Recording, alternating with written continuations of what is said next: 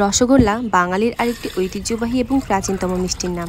ছানার সাথে সম্পৃক্ততা বাঙালির যুগ যুগ ধরে।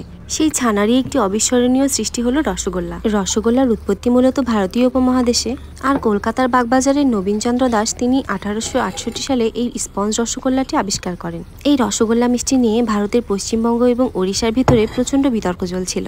ওড়িশাদের দাবি ছিল এটা তাদের প্রাচীনতম মিষ্টি, এবং ওড়িশার পুরীর জগন্নাথ মন্দিরে রসগোল্লা একটি গুরুত্বপূর্ণ ধর্মীয় নিবেদন হিসেবে ব্যবহৃত হয়ে আসছিল। কিন্তু 2017 সালে পশ্চিমবঙ্গকে এই রসগোল্লার জন্য ভৌগোলিক নির্দেশক ট্যাগ দেওয়া হয়। যুগের বিবর্তনে ছানার মিষ্টির অনেক ভেরিয়েন্টস বের হলেও রসগোল্লা যেন বাঙালির ইমোশন। যে কোনো মিষ্টির দোকানে গেলে সবার আগে এই রসগোল্লার দিকেই চোখ পড়ে।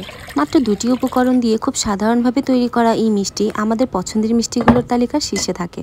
আজকে আমি আমার পছন্দের এই রসগোল্লা মিষ্টি তৈরির জন্য খাঁটি গরুর দুধ নিয়েছি 2 কেজি। খাঁটি গরুর দুধ পাওয়া যেহেতু এখন খুবই কষ্টসাধ্য, আমি এর আগে পাউডার মিল্ক দিয়ে এটা বানানোর চেষ্টা করেছিলাম, কিন্তু আনফর্চুনেটলি আমি কোনোবারই রসগোল্লা বানাতে সফল হইনি। আমি জানি না, অনেকে পাউডার মিল্ক দিয়েও এই রসগোল্লা বানিয়েছে, আমি ইউটিউবে অনেক রেসিপি দেখেছি, কিন্তু কেন জানি না এটা আমার হাতে কখনোই হয়নি।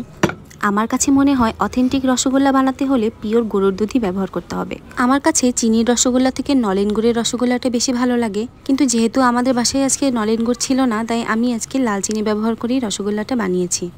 রসগোল্লা নামটি মূলত রসের গোলক থেকে উদ্ভাবিত, যার মানে হলো চিনির রসে ভরা গোলক। এই মিষ্টির ভেতরটা চিনির রসে একদম বুদবুদ হয়ে থাকে, এবং উঠিয়ে চাপ দিলে এই চিনির রস সব বেরিয়ে যাবে, কিন্তু মিষ্টি একদম ভাঙবে না। এবং আবার যদি এটা চিনির রসে ফেলে দেওয়া হয়, তখন এই গোলকটা আবার চিনির রসে ভরে যাবে। রসগোল্লা শুধু একটি মিষ্টির নাম নয়, এটি বাঙালির সংস্কৃতি এবং ঐতিহ্যের সঙ্গে অবিচ্ছেদ্যভাবে জড়িত।